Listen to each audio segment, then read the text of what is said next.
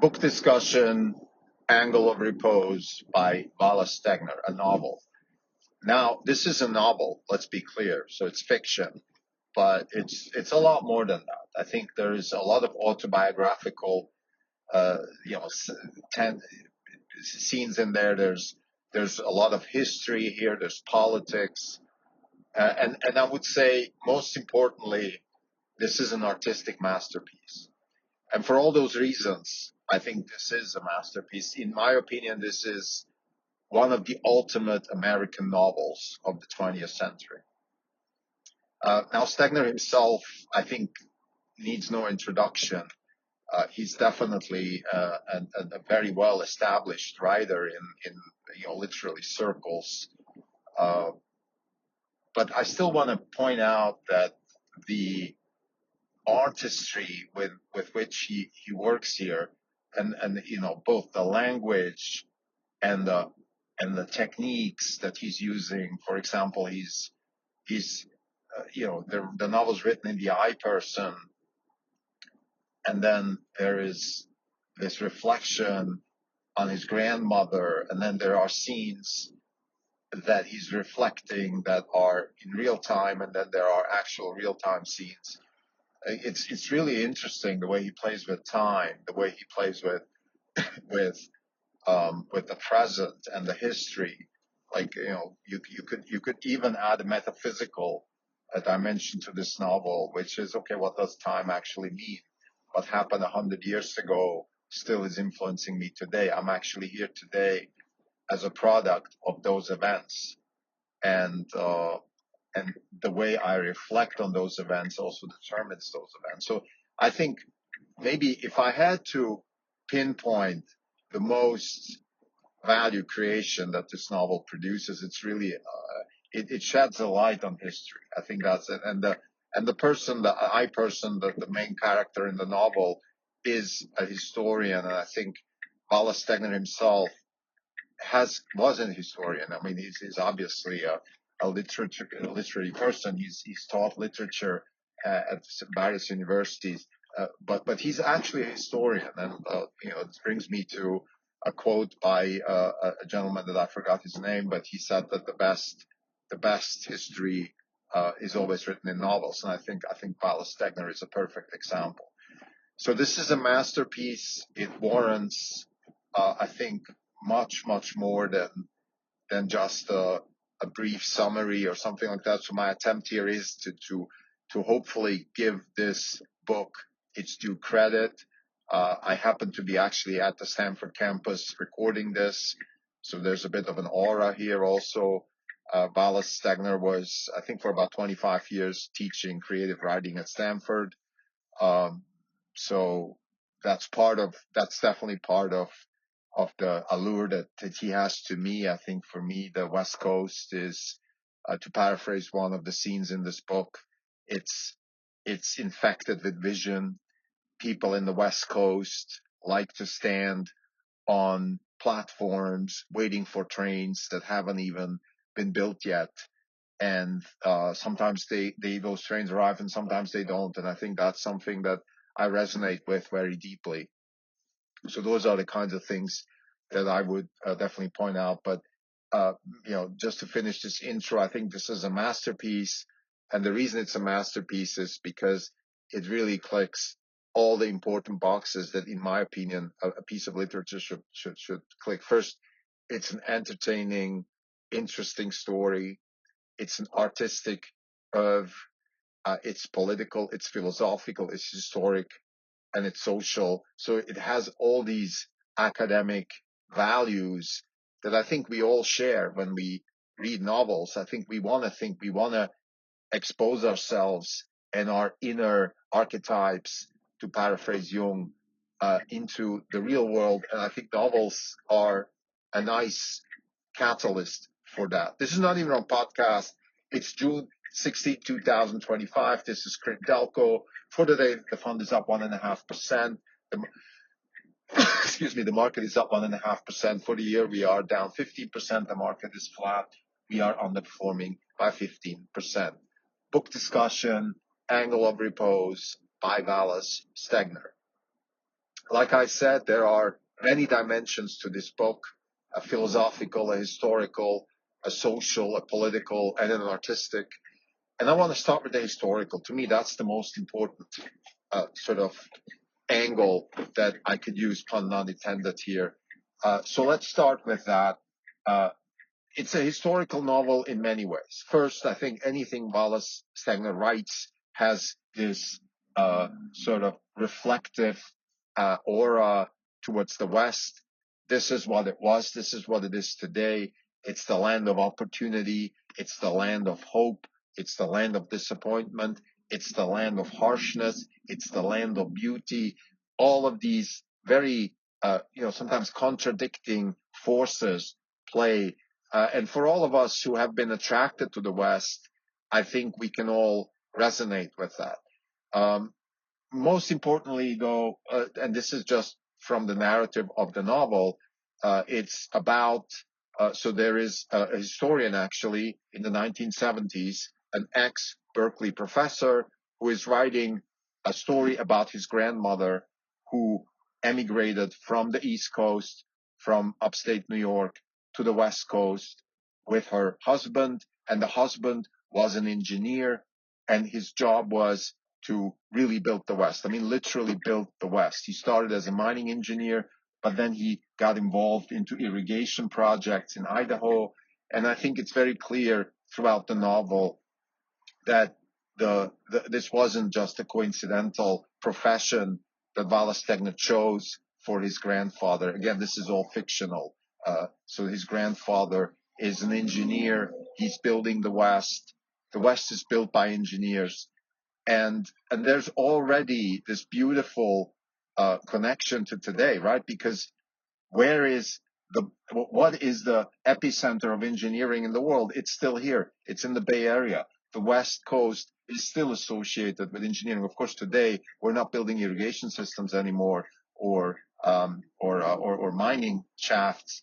We're building AI. We're building quantum computers. We're building electric cars. We're building renewable energy solutions.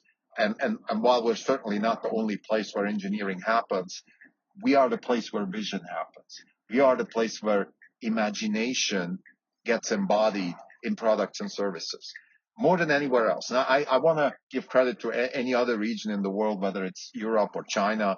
I'm not saying we're the only one, by no means, but I would say anybody agrees that the visionary, the imaginative, the beauty and the danger of vision, they all manifest themselves here in the West Coast. And I think this is part of this novel. This is why this novel resonates with me so well. Just something autobiographical also. My father was an engineer himself. He grew up in sort of the same time frame as the I person in the novel. So not the grandfather, obviously, but same thing. My father was born in the 30s and was an engineer all throughout his life. He wasn't building the West. He was building what we back then called the third world. Today we would call developing countries. So he was traveling all over the world. I remember Peru and Malaysia, and then Africa, a little bit China after 1980. So he was that type of engineer, but he was an engineer. It was the same type of concept, like in the novel, where we have a person that leaves their hometown. In my case, my parents left former Sarajevo, which was today's in Bosnia, back then was the Republic of Yugoslavia. They came to Switzerland. My mother was suffering because of that move, the same way like the lady in this novel, the grandmother of the I person. His name is Liam Ward, so let's call him Liam. It's easier. So Liam's grandmother, she suffers. So there's some connection there also, but this is not about me. So let's get back to the novel. I think this is something that we all share. I think we kids of builders, we share that. Like we have, builders by nature move around because builders build, right? And once you're done with building something, you keep moving. Now, in today's age, maybe it's not physical moving anymore as much as moving, intellectually. So you've done large language models, and now you're doing maybe embodied intelligence, and the next thing you do this, the next thing you do that. So you move on, right? Engineers move on, scientists move on, and because they're building. Once something's built, the next thing is coming. So that's really fascinating. But let's circle on history here, because that's really what we're talking about here. So I find it really, really fascinating how Stegner is looking at history from the perspective of Liam Ward, who is living in the 1970s, back 100 years to his grandmother, and clearly whatever he chooses to talk about, that's what the history is. And there's a scene in the novel which makes me, I really like a lot, where he sends his grandfather to Deadville, which is this, Hollywood type frontier town. There's even a show called Deadville. So he sends his grandfather there, and there's his assistant says, "Oh, great! Like, you're gonna have some good stories about this person, right? Wild Bill Hickok and stuff like that." And he says, "No, I'm not going to talk about this. This novel is not about gunslinging Wild West types. This novel is about the relationship of my grandparents and their lives in the West." And he's not saying it specifically in the novel, but it's really how, let's call it, civilization moved westwards. Civilization in many ways, whether it's the engineer in Liam Ward's grandfather, so civilization as the knowledge that is acquired through engineering, or you can also call it civilization as the grandmother's sensitivity, the grandmother's sense for beauty, things along those lines. All of these things are part of civilization, and this novel encompasses that move west, how a wild place, a very wild place, and wild not in a sense that, I don't know, Indians were living here or something like that. It's just wild. Like, we had deserts, we still have them, of course, but mountains. I mean, it's a harsh place. And this type of place gets conquered by civilization.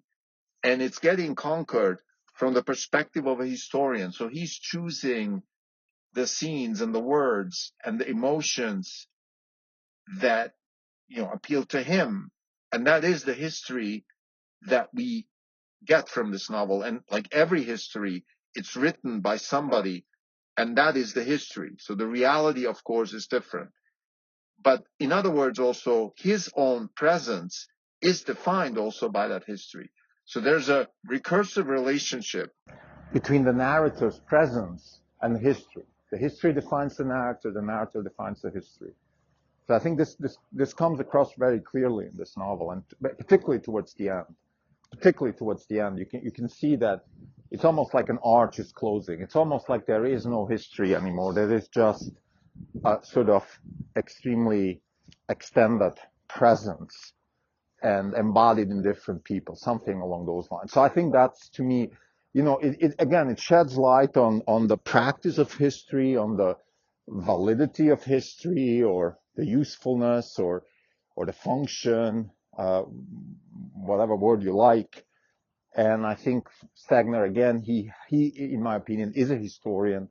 He's the historian of the West, and he did that through actual documentaries as well as through novels. So I think the next topic I want to discuss is the artistic side, which has really impacted me a lot. I think as an artist, Stegner is exceptionally gifted. First, the language, the words, which is something I tend not to pay too much attention because I'm not very skilled in it. English is not my native language, so I don't think I'm crafted enough to appreciate the actual wording and the mastery of the language. But one thing I can do is sort of think of the architecture of the novel, like the way it's set up, and I think that's really very, very creative. I think you can see, Stegner's a scholar of literature. He's a, PhD in literature, taught literature, so you can definitely see that. You can see that through this novel. This is not just some artist in a cafe on the left bank in Paris writing a few words. Nothing wrong with those artists, by the way. I don't want to put them down in any way, but this is a very thoughtful, artistic, pretty cerebral artist, and that appeals to me. What's the technique? Now he's using Liam Ward, lives in the present, who writes about his grandmother. It's a fiction within a fiction because he is writing fiction about his grandmother, and he is also, of course, himself a sort of imagination of fiction. But the whole thing comes across as one big story, and one big story where time kind of transcends time. And I think that this is really what's fascinating me about this novel. Like you lose the perspective of time in a good way. Like it doesn't matter whether we're in 1890 or 1970, or for that matter in 2025, the year that I reread this novel. To be clear, I read it before. So it doesn't really matter. Time, it transcends time, which in my opinion is an amazing artistic feat, just that alone. The next thing I want to talk about is the political aspect, which is very relevant for today. We live in culture wars. Liam Ward is the author of the book of his grandmother's biography.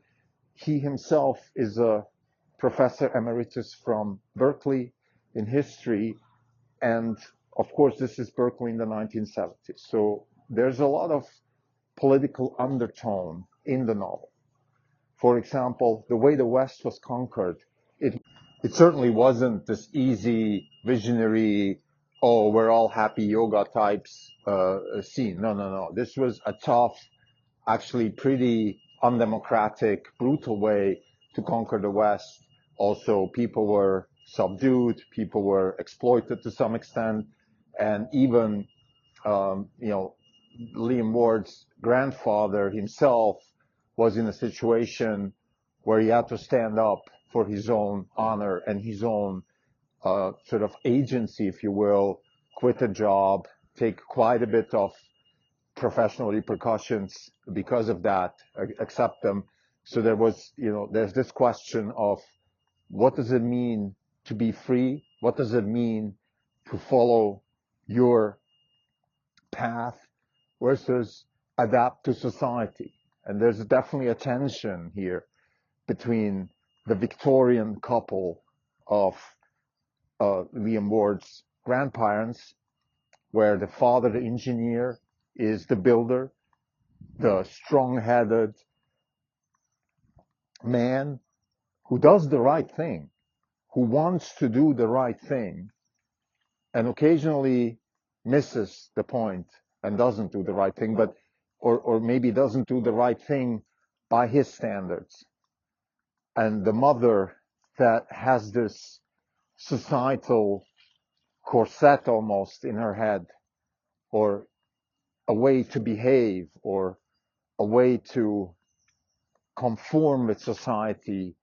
She is much more rigid when it comes to society, but that's what civilization is, right? It's rules, habits, customs, sensibilities, beauty, things, the way things are done in the East. And now we're in the West, and it's not done that way, and that's bad. So is that really bad, or do we want to do new things sometimes? And then there's the conversation between Liam Ward and his assistant, who is this hippie type Berkeley grad. And that conversation is quite predictable, I would say, where she is the hippie, the sort of freewheeling, free sex, free everything, free women, versus Liam Ward, who is not so fond of these types of movements. There's a scene in the book also where there's a lady that talks to Liam Ward's grandmother, and she tells her that it's not okay for Liam Ward's grandmother to make money by illustrating and writing for newspapers and things like that, because that's what she was doing. She was a writer, and she was sending articles back to the East Coast. It's not okay that a man wants to support his family, and that is how it's supposed to be. And it's very disrespectful to the man to support yourself as a wife. So these are very old, rigid, Victorian ways of life. Of course, today we don't think like that anymore. And it's interesting, again, from a historical perspective, and I'm going to talk about social aspects in a minute, but also from a social aspect, right? What does that actually mean? So we have history and tradition versus the new, and the new, let's say, as embodied in Liam Ward's assistant, has certain things that are appalling to us, group sex, things like that, typical stuff from the 70s. But then there are also things that appall, or that at least feel appalling to me, like, for example, this scene, like I said, when Liam Ward's grandmother is told not to make money because it's not okay. Now, I understand a man wants to support his family, but why not also incorporate your wife into that support if she can and wants to? Why put her out of that? Why take that option away from her? And why not make her self-sufficient if she can? Those are legitimate questions. I have my own opinions about this, and this is not, the time and place for me now to elaborate on my own opinion. I think this is the time and place for me to discuss, Wallace Stegner's novel. So the key political discussion in this novel is the discussion between Shelley, the assistant, and Liam Ward, and Lyman, actually, that's his name, Lyman Ward. And they talk about sort of communes and a credit system versus capitalism, and these social communist type ideas, and Liam Ward is opposed to it. And I think he says something along the lines of, like, history cannot be changed, it can only be adapted. Like, you can't just undo history and start something completely new. It just doesn't work like that. And then Shelley says, but why not? Why do we have to accept the old, which we don't like, for the new? And then Liam says, well, first, you don't know whether the new is good or bad. And who is to decide what is acceptable and what isn't? And I think what's really key in the novel, and I think I want to indulge myself a little bit for a contemporary discussion here, there is also the point to be made that we cannot rewrite history. It's very, very dangerous to do that. The communists tried to do it in the Soviet Union. It went really bad.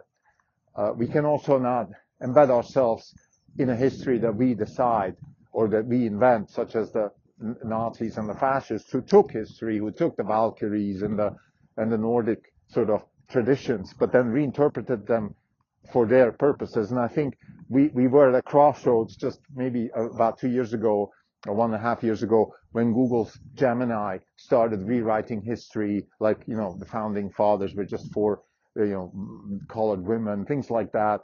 That was really scary. And we're still in that field where we disrespect, Abraham Lincoln, we disrespect even Wallace Stegner, because he uses the N-word in his novel, but which, in the 1970s was just how people wrote. Hemingway does stuff that, today maybe we wouldn't accept anymore. So, but we have to respect history. I think the respect for history is incredibly important, because if we lose our history, if we lose our roots, we have nothing to fall back to. And then we're in a situation where we absolutely end up in chaos. Now, Jordan Peterson talks about this a lot. He goes even further back.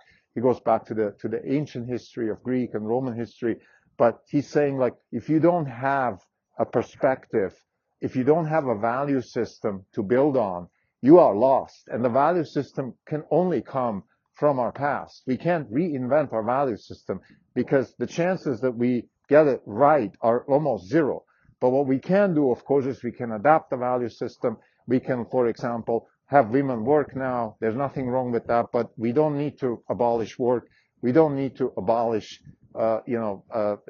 money or something like that. So those are the kinds of things that I think transpire in this conversation between Shelley and Lyon Warden. I think from a political perspective, that's the key moment in the novel. Now, of course, that opens the question. Okay, so if you tell me we're not going to be stuck in tradition, like Susan Ward, the wife, the grandmother, she's stuck in tradition and she suffers. We're also not going to be hippies and communists. So what is the balance? What kind of balance can we strike here? And I think that goes back to the archetypes and the humanness, the humanity.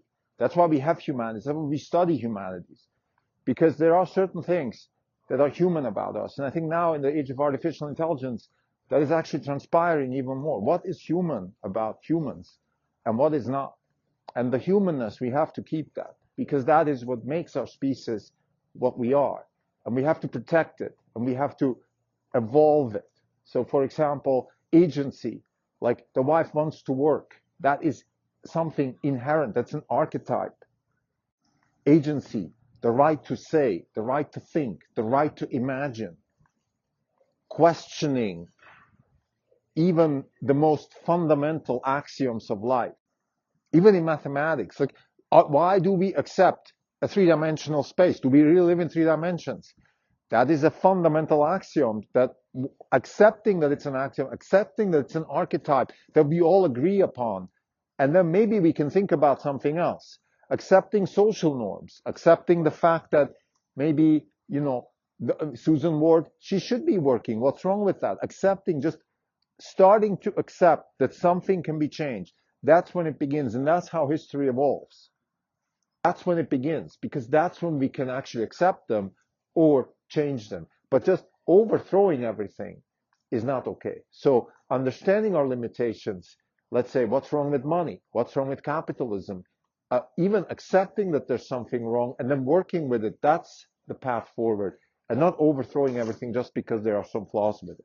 There's the concept maybe of the second best solution. In economics, we have some solutions to that. But fundamentally, I think what Wallace Stegner is trying to achieve here is he's trying to put history in a place where we neither overthrow it nor we accept it, but we appreciate it, and we recognize that we're in a recursive relationship with history.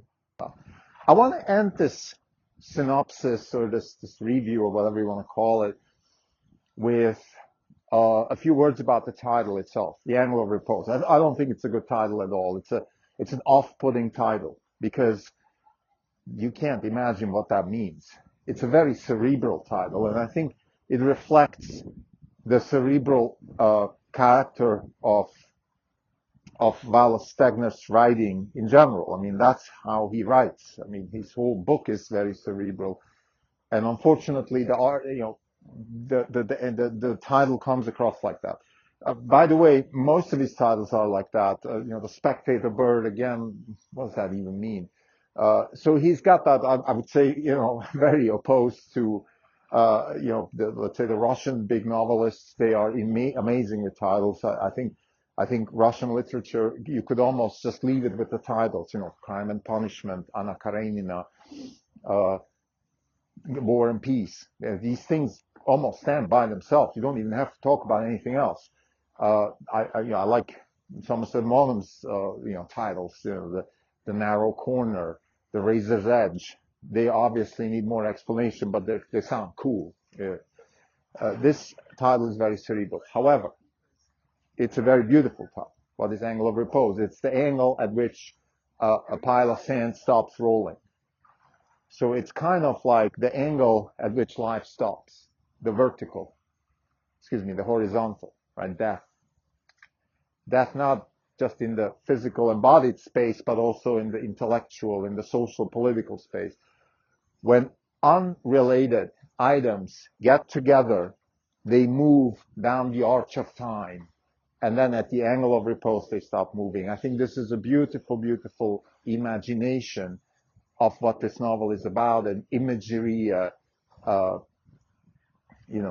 metaphor, if you will. Again, very cerebral, certainly not the kind of thing that sells in a bookstore. I think the name Wallace Stegner sells much better than the title. But if we just analyze the meaning of the title, it's a beautiful title, right? You have, let's say, you have a relationship with your spouse. Two disparate particles get together and keep moving together like a pile of sand. The sand corns keep moving together until at some point they stop, and that's the angle of repose. And that angle of repose, it's a geometric, physical entity, but it's also a philosophical entity. It's a psychological entity. Like, where do people stop moving? What is it that takes you from being on the move towards being static? I think this is a question we all have to ask ourselves. This is a question that Liam Ward is asking himself about his grandfather and, of course, about himself. What happened to his grandfather? His grandfather kept being on the move until at some point he wasn't, until the angle of repose happened. And by the way, that happened much, much before they died. In that case, I think it was love that was broken, or an unwritten contract between two loving personalities or people that realize that love is not there. Love is a breach that is, or breaching love is probably the most serious offense humans can do, in my opinion. It's much worse than anything else, much worse than a death sentence, much worse than anything. It hurts. In this case, that was the angle of repose. And I think we can all ask ourselves, where is our angle of repose? Thank you.